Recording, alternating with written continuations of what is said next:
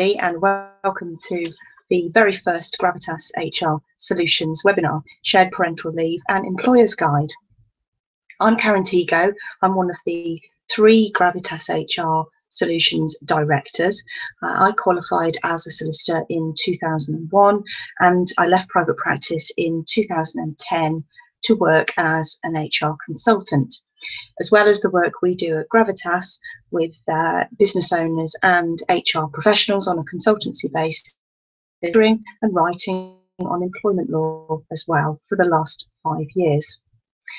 I'm delighted to have so many of you joining us for the webinar. Fortunately for you, you don't have to look at me for the next 3/4 of an hour because I do have some slides to share with you for most of the session. First thing I need to do is to share my slide screen with you and tell you about the interactive features of the webinar.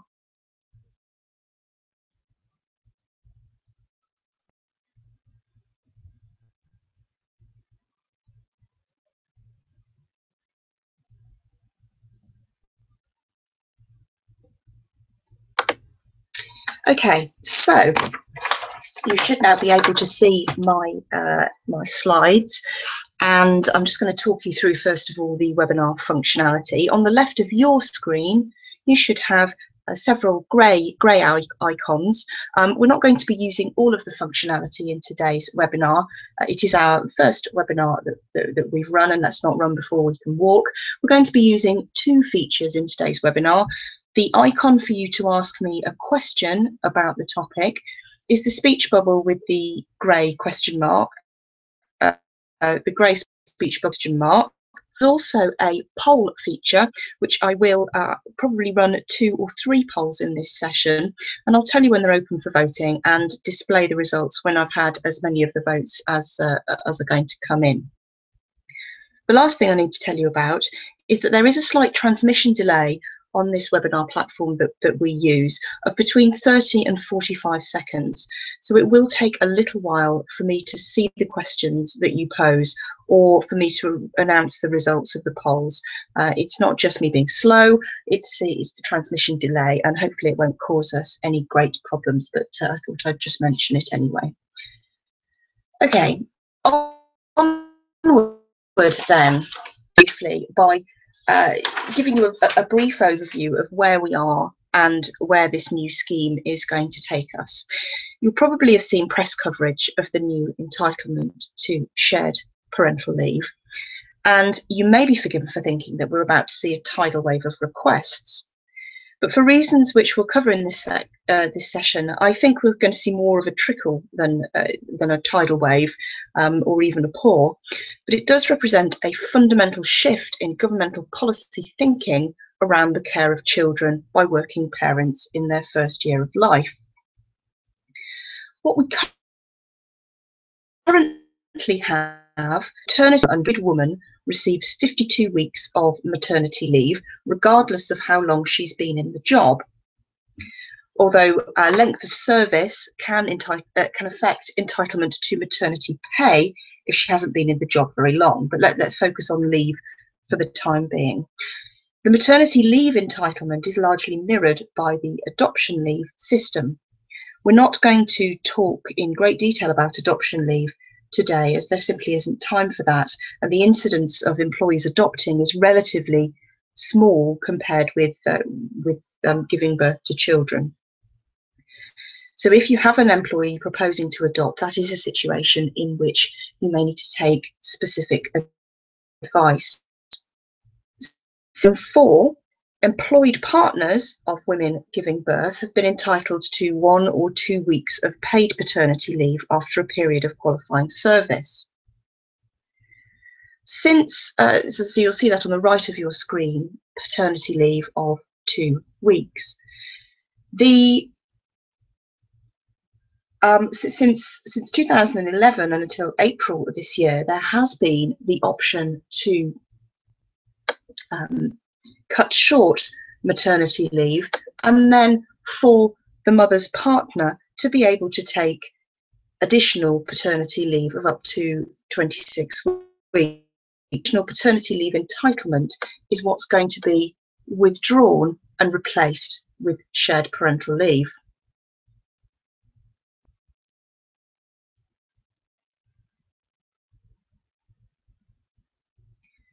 I have picked up a technical query on the webinar platform. Apparently, one of the delegates can't see or at least one of the delegates can't see the webinar and can only still see the blank screen, which that would be a bit of a. Could I ask, please, delegates to just use the Q&A box to let me know that you can hear and see the webinar progressing. That would be really helpful if you could just pop me a message and let me know that you can actually see the broadcast.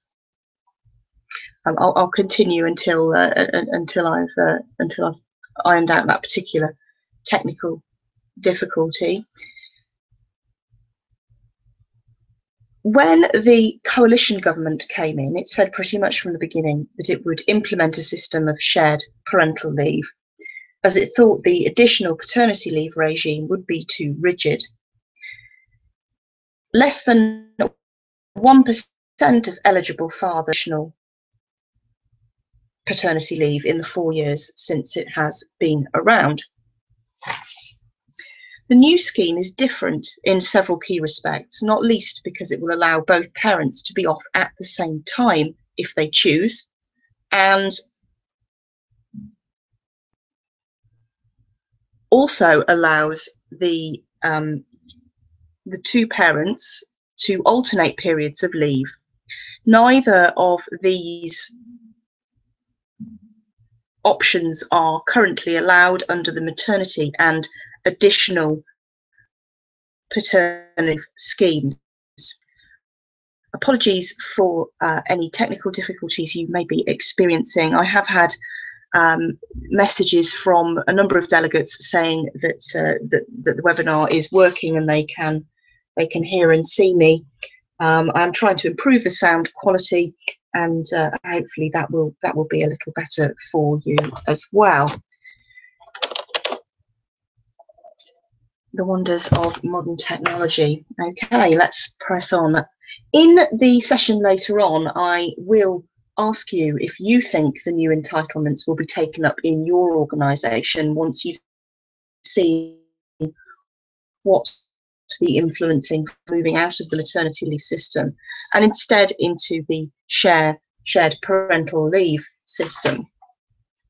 And in preparing for this session, I've had a look at the government's own survey on public attitudes towards shared parental leave. As with all surveys and statistics, they can be cut a number of ways, and on the face of it, a large proportion of the respondents, as you'll see, in this pie chart, over 80% say that they would possibly or definitely consider sharing parental leave under the new system for a future child. Do I think that this will translate into a high take-up? Well, there are several reasons why it probably won't. Because the survey question doesn't take into account the financial or other circumstances of each respondent. And as we'll see over the period of time, will play a huge part in how this entitlement is going to be approached. And the concept of sharing parental leave is going to differ from couple to couple. So it could range from a father taking a couple of extra weeks off after the birth of the child to be with his partner and the new baby, to the absolute extreme scenario of the woman returning to work after a fortnight and her partner taking over sole care of the child. There are so many variables that this survey response might look quite dramatic on the face of it, but there is a big difference between considering taking shared parental leave and actually going ahead and doing it. You are still going to need to know about it, and also think about whether your business make this. Enough background, then let's get on to the heart of the session and the different topics that we're going to be covering.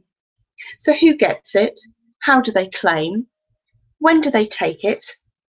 Can a business say no to shared parental leave? What does a business pay for shared parental leave? The all-important practical question, how do I cover the absence?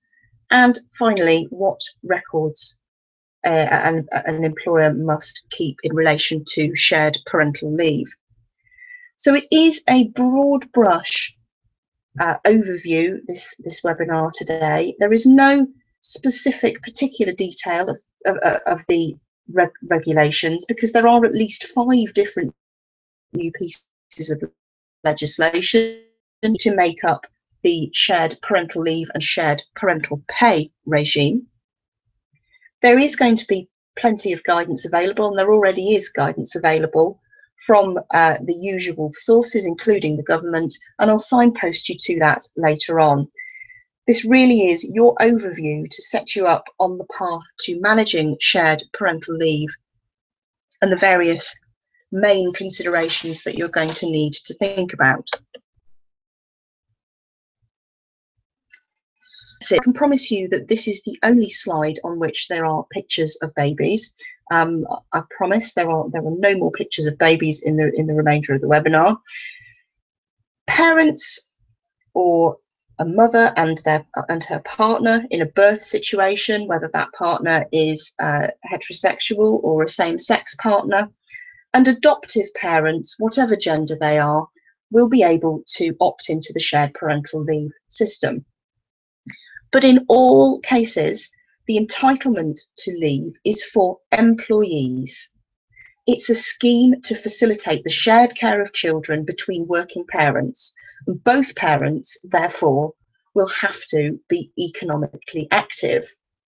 Although, as we'll see as we move on, there are going to be situations where a self-employed account to help an employee to qualify for the entitlement with their own employer. And if that's confusing, then it's confusing to everybody, and we'll unpack that now as we move on into the eligibility requirements. Just bear in mind that a person who wants to take shared parental leave needs to be an employee, but because the entitlement depends partly on what their partner does, their partner won't necessarily need to be an employee as well. By that, well, the eligibility requirements are going to be slightly different depending on who your employee is.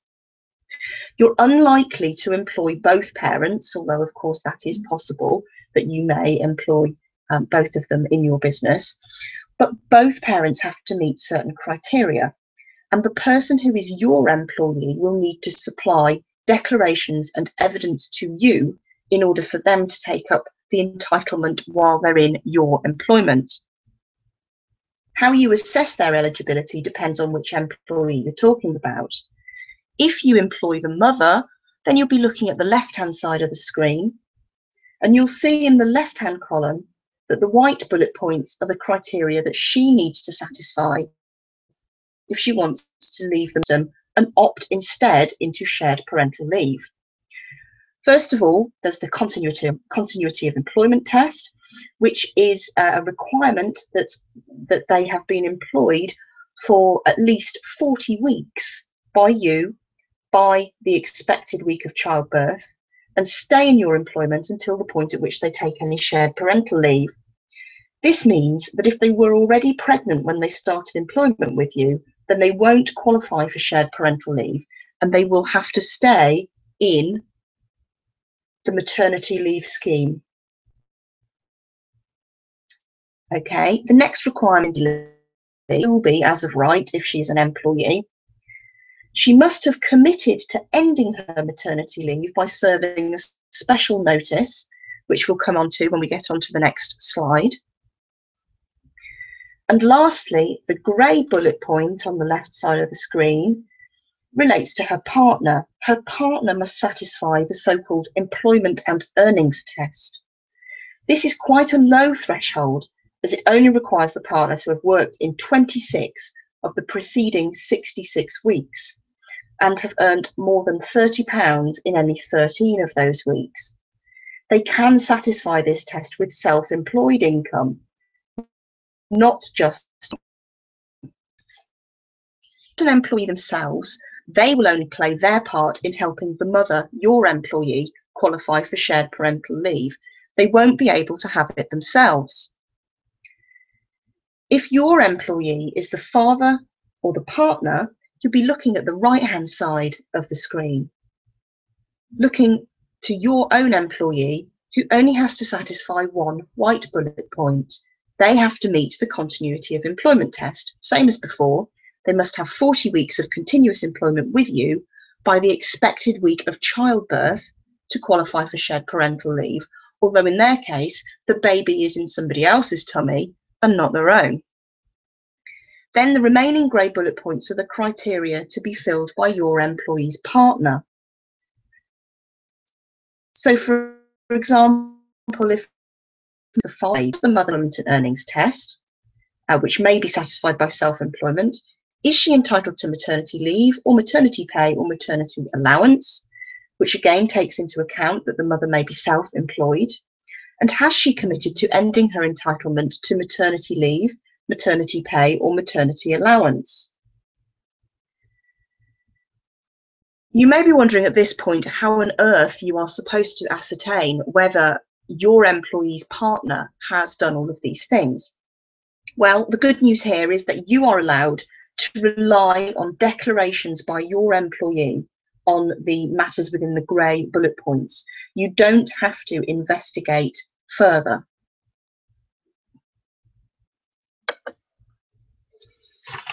So if they're eligible, then they need to take additional steps in order to claim shared parental leave. So the next step for us is to talk about the paperwork. Now, it is an entitlement that's going to necessitate more forms and notices than maternity leave, for example, because of course it involves not only your own employee, but it also involves another person who is, they may be someone else's employee or they may be self-employed, as we saw on the last slide. You need to concern yourself with securing the right paperwork as between you and your employee, and it's their responsibility to provide you with the information from their partner that you need to grant them their own entitlement. The key to claiming shared parental leave then is the so-called notice of curtailment. This is the first of three documents that we're going to see, and this is a binding commitment that's given by the mother to end her entitlement to maternity leave or pay, or if she's self-employed, to maternity allowance. And this binding notice can only be withdrawn in very, very narrow circumstances. The notice of curtailment needs to be given before the mother intends the maternity leave, the maternity pay, or the maternity allowance to end. Document 2 is what's called a notice of entitlement and intention. So it will set out how the employee, whether it is the mother or the father, meets the eligibility criteria. If your employee is not the mother, this notice will contain a confirmation that the mother has served a curtailment notice. It's also a statement of intention of the pattern of shared parental leave, although that is able to be varied, provided the notice requirements for taking leave and varying periods of leave are met. Which document 3 is a period of leave notice, and it may well be given at the same time as document 2, because that is the definite notification of a period of leave that the employee definitely wants to take. So you may be given a period of leave notice at the same time as notice of entitlement and intention for one period of leave, but you may then receive further period of leave notices from your employee as time goes on. A period of leave notice needs to be given in advance periods. Now, as the employer, You can, if you feel it necessary, ask for a copy of the child's birth certificate when it comes available. You can also ask for details of the other employer or the employer of your employee's partner. You're not required to have this, and it's not, as I've said, your responsibility to check out the story of your employee and their partner. If you are complying with the statutory payment rates, which we'll discuss shortly, the risks of employees playing the system are smaller than if you are an employer who plans to pay enhanced rates, where the stakes will be much higher. So although you are asked for this, and if you ask for it, the employee must give you a copy of the birth certificate and the details of their partner's employer, ask yourself whether you really need to do this, whether there is any particular reason why you feel you need to satisfy yourself over and above the requirements that you need to have in place to make sure that your own employee is eligible.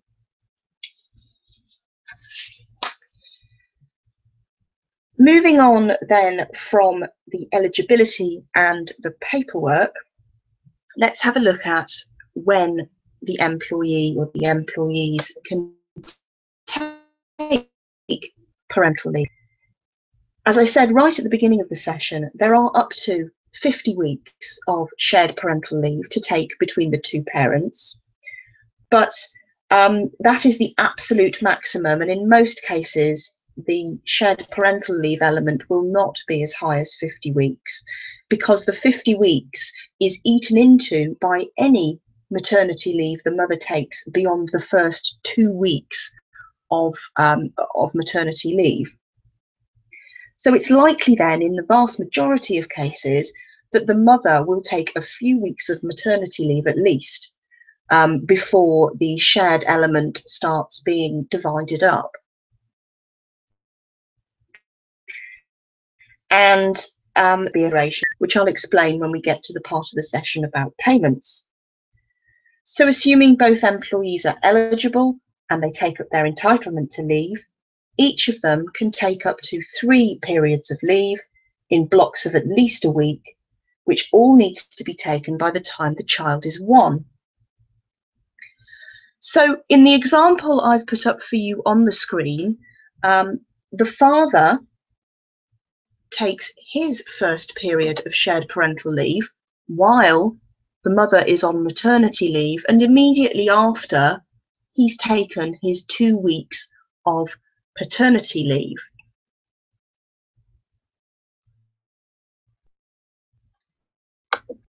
And these parents have chosen to alternate their leave so that after that first period where they're both off together, the father goes back to work and the mother remains on maternity leave.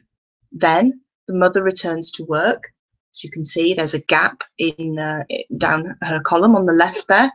And the father instead is taking shared parental leave to cover while she's back at work.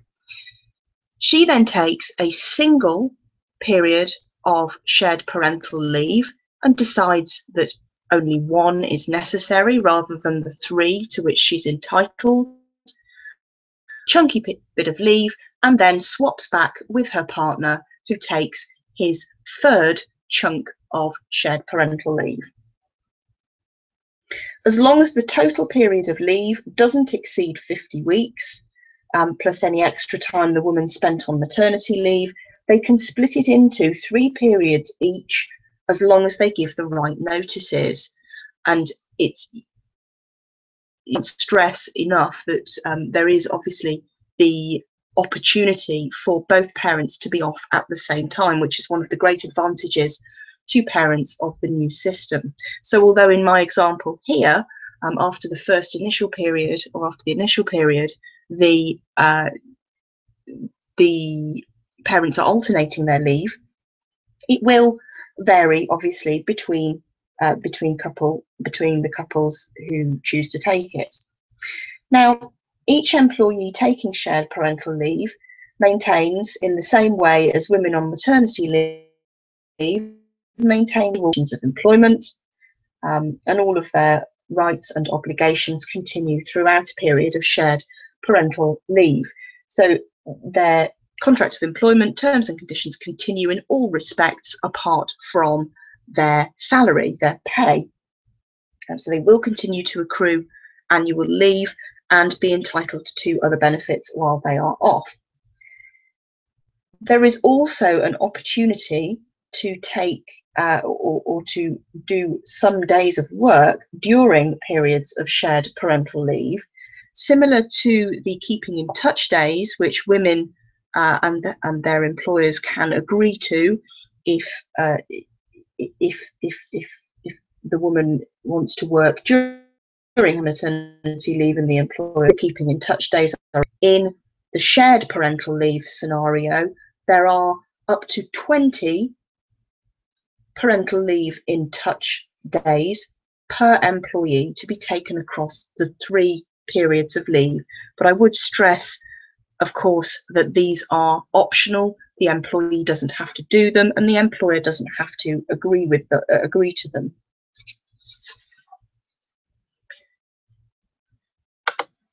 Can you say no? Well, if the employee has given notice, proper notice, to take up to 3 sub-periods. I don't propose to talk about this scenario in a great deal of detail, but you will see it referred to in guidance and the legislation, if you happen to look at that, referred to as discontinuous leave, and that is the request to split a standard period of leave, one of the 3, into shorter sub-periods. We just need to remember that this request is within the discretion of the employer whether or not to grant, but there is a statutory consideration procedure, discussion and consideration before the employer can say, no, I don't agree to you splitting a period of leave into even shorter sub-periods. Be aware of the statutory procedure that asks you to do this, but ultimately it is within the employer's discretion. But the 3 standard periods of leave, however long they are, provided they don't infringe the total limit, and whenever they come, are non-negotiable, provided the employee has given the correct notice. So before we move on to how much do we pay, I'm just going to run one of my polls. We're about halfway through the session, or over halfway through the session. So I just want to start the poll. Is shared parental leave, and I've given you a number of options just to vote on, depending on what you've heard so far or what you already know about shared parental leave. Is it good for parents, good for society, all of the above, or none of the above? I'm just going to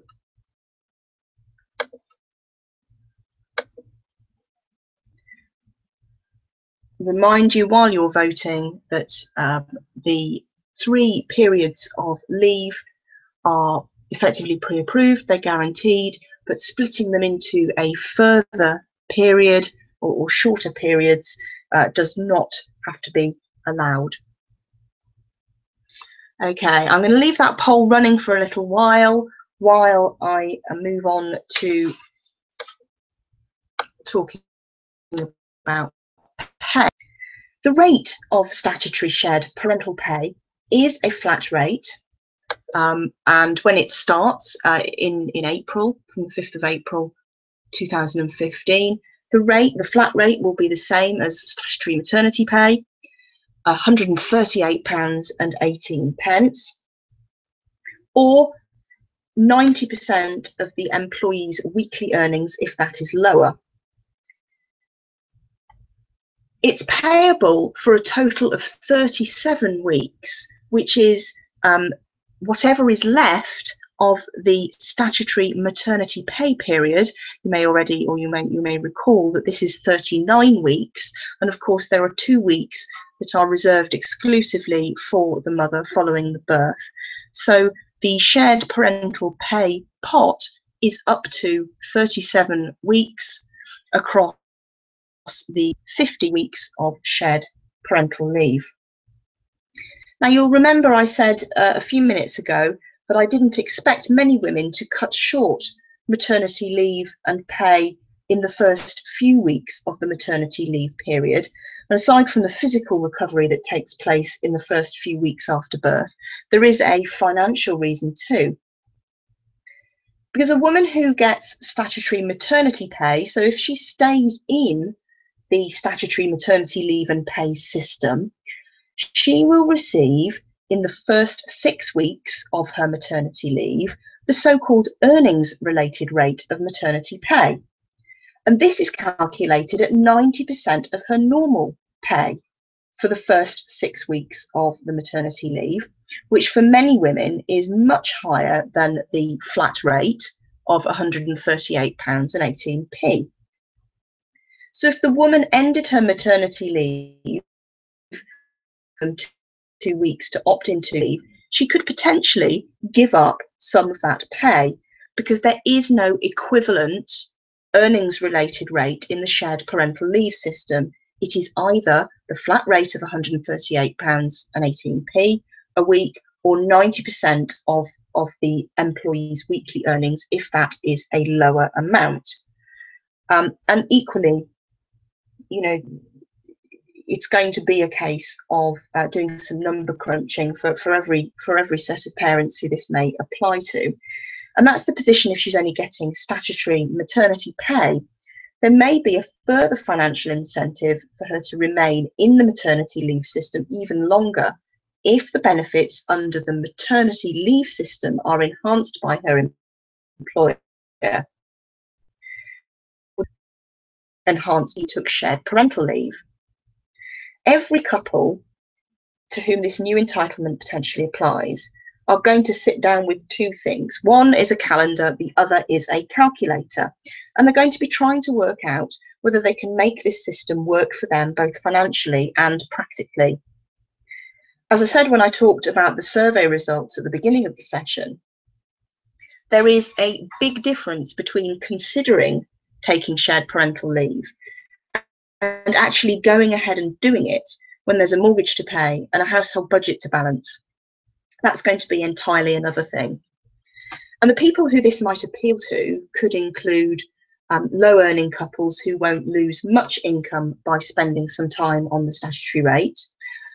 It will potentially appeal to mid earning couples where the woman earns in approximately a third of couples based on the latest statistics I've seen, and also couples with fluctuating earnings who can time their leave to be able to work when the money is good and take shared parental leave when their partner has higher earning potential. So before I move on to talking about enhanced maternity pay, moving on from the statutory rate, close the poll and display the results. So we have the vast majority of the people who were kind enough to vote said that shared parental leave is good for parents. We had some respondents saying good for society, about 20%, and several people said all of the above as well. Okay, nobody interestingly said that shared parental leave would be good for business or good for the economy, and that plays out. Thank you for voting, and let's move on then to talk about enhanced maternity pay. So we talked then on the last slide about the statutory rate and what you will pay an employee if you don't have a system whereby you will give additional salary over and above the statutory rate to make things easier for them to take shared parental leave. For those employers who already pay an enhanced rate for some or even all of a woman's maternity leave in some cases, There is a big, and the question is, what do we do about employees who opt into the shared parental leave scheme? Should they get an enhanced rate as well? And I'm going to leave you pondering that while I put in the next poll. And the next poll is a straight yes or no answer. I'm just going to ask you if in your organisation you pay an enhanced. And the big question then, as I've said, is for employers who pay enhanced maternity pay. So I am seeing answers coming in. It's about a 75 to 25% split at the moment. Just wait for the last few votes to come in. Okay, yeah, from the votes out to 60-40. So there are a number of you listening today who enhance maternity pay. What are we going to do about them? Should they get an enhanced rate as well, or should people taking shared parental leave get an enhanced rate in the same way as your employees on maternity leave? Just remember before I go on that your employee might be a woman who's ending her maternity leave in order to trigger shared parental leave for her and her partner, or your employee may be the partner of a woman who's having a baby. In most cases, that will be a man, and in some cases, it will be a woman. It's likely to be a man. The government's view is that for all sorts of technical legal reasons, there is no obligation on employers to match their enhanced maternity pay scheme in the case of shared parental leave. And that is very clearly stated in the technical guidance and has been commentated on widely by those in the know. I'm not going to go into the technical detail. There may ultimately be a challenge to that government viewpoint, but certainly initially employers be relatively safe if they wish to differentiate between maternity benefits and shared parental leave benefits. The government says it's okay to differentiate, to provide enhanced benefits to women on maternity leave, but not to the same women if they come out of that scheme and enter the shared parental leave scheme, or men who go into the shared parental leave scheme because their partners have cut short their entitlements. That may be legally acceptable, but I do just want to throw out there how that could impact on your organisation that wants to be regarded as flexible and family friendly. Because an awful lot boils down to what feels right and whether employees feel as though there is fairness in the system. And a man who wants to take 3 months to look after his child, but is told that it will be at 138 quid a week, when a female colleague may be receiving 75% or 100% of her salary during an equivalent part of maternity leave, he's not going to feel that's particularly fair. It may be. So you may want to look at offering an equivalent entitlement for shared parental leave if that's affordable. If your maternity scheme is really generous, and we do see maternity schemes where women are paid full pay or near enough full pay for pretty much the whole year of maternity leave, and you quite often see that in industries where there are very few women. The prospect of offering equivalents for shared parental leave in those circumstances may be an incredibly daunting one. It could be the case that you review your current maternity provision and revise it downwards. And with the potential savings that you make by doing that, you provide a universal scheme to allow for the additional costs of the greater uptake of shared parental leave. Neither of those decisions should be taken lightly, and they're not something we can do justice to in the remainder of this session. So if you do need to explore that aspect of this topic further, then do please feel free to contact me after the session if I can be of any help at all.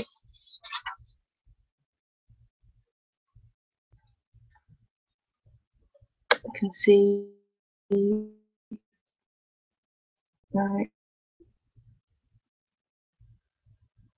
Okay, I can see the questions coming in, and I will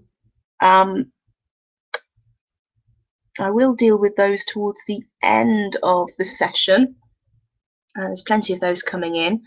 We're just a few slides off, coming to the end of the formal part of the session. So we'll pick up the questions towards the end.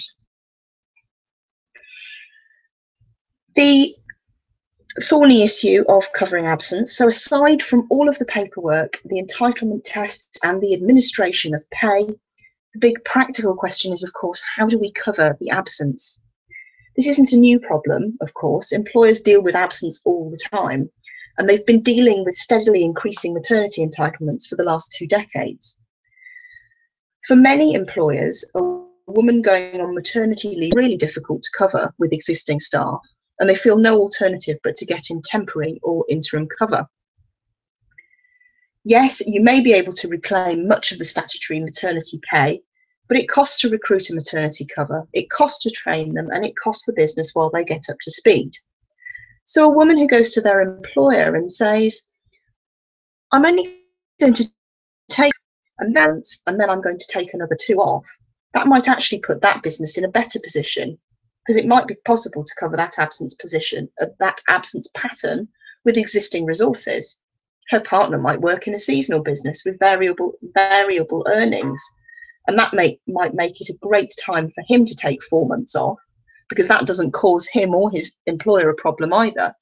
So, you know, it might not all be doom and gloom and difficulty covering absence that thing.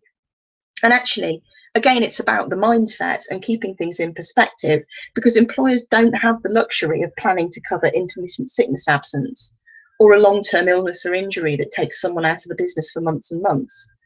But you have to deal with all of that as well.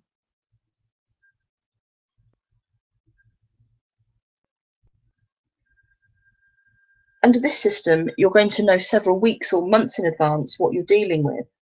So contrast that then with an employee who hands their notice in, who may be on as little as a week's notice, and you'll see you have much more planning for sharing most other says.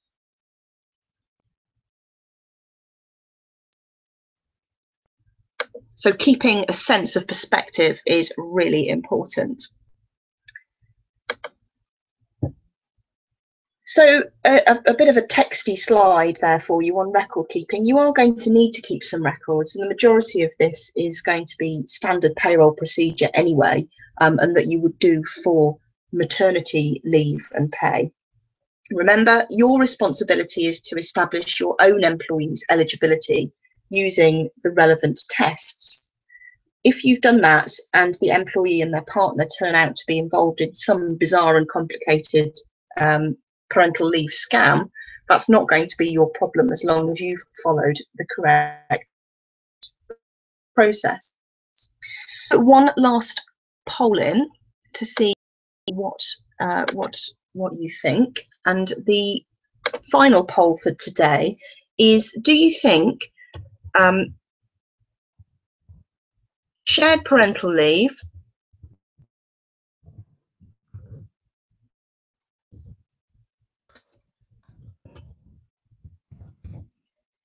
start that poll. Will shared parental leave appeal to your employees?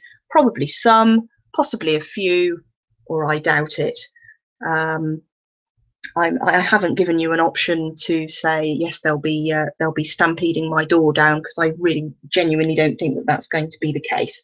But if you feel so inclined, please vote in my poll so that we can see how this is potentially going to impact in your own businesses.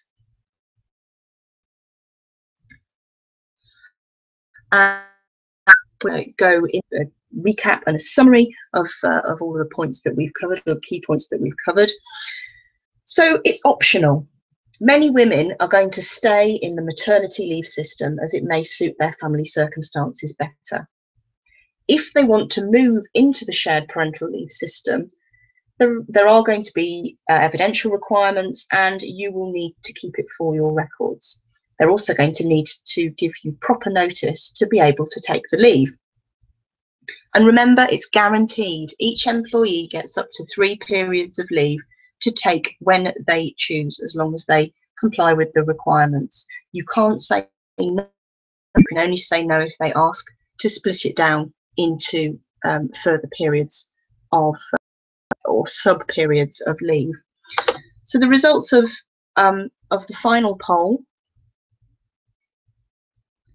So yeah, okay. So we had about 50% response for some people possibly being interested in shared parental leave, a handful in some other organisations, and yeah, quite a big chunk of organisations saying that that they doubt shared parental leave will.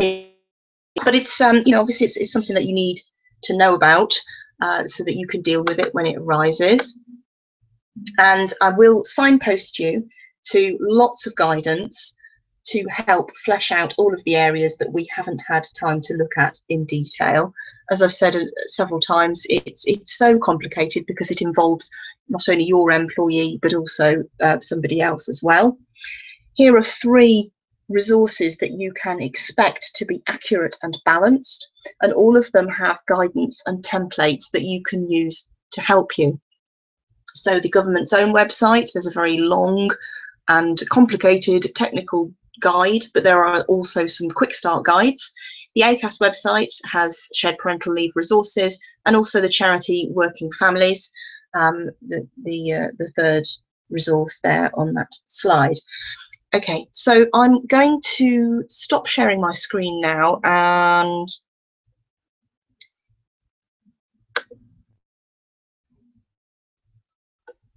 as they've come in, we have had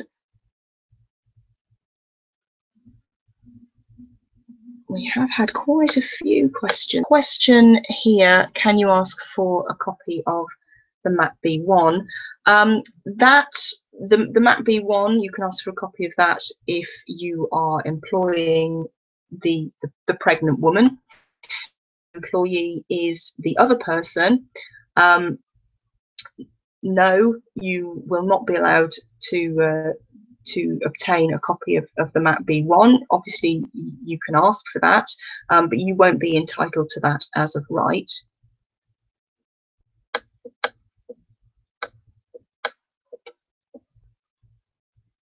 Okay, how much notice does an employee have to give? I'm taking that to be a question: how much notice does an employee have to give of of wanting to take up one of the 3 of leave to which they're entitled? And the notice period for each period of leave is at least 8 weeks.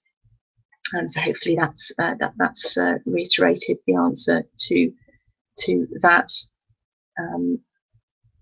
that question. And another question's come in: can I dismiss someone who asks for enhanced maternity pay now? Oh gosh, that's a really interesting. Maternity pay is a matter of employer policy. It's something that an employer will have considered very carefully before putting in place, because it gives something over and above the statutory entitlement.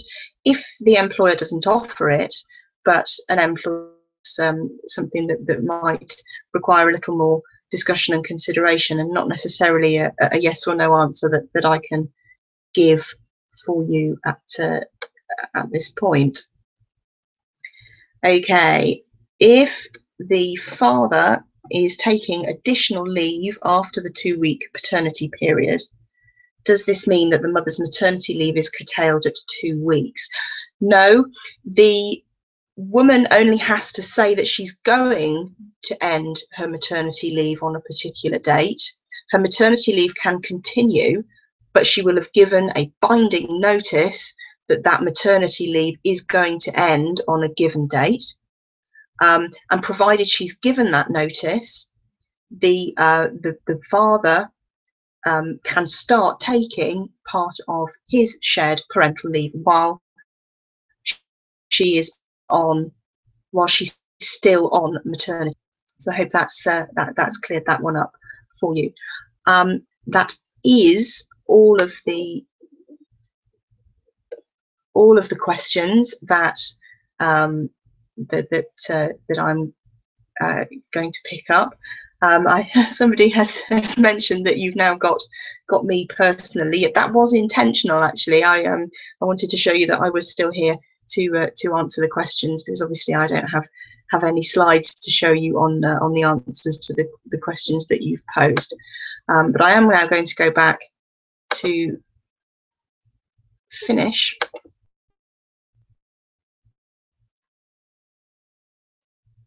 with my final. You again on another webinar with us soon. Thank you very much, everybody, and enjoy your afternoon.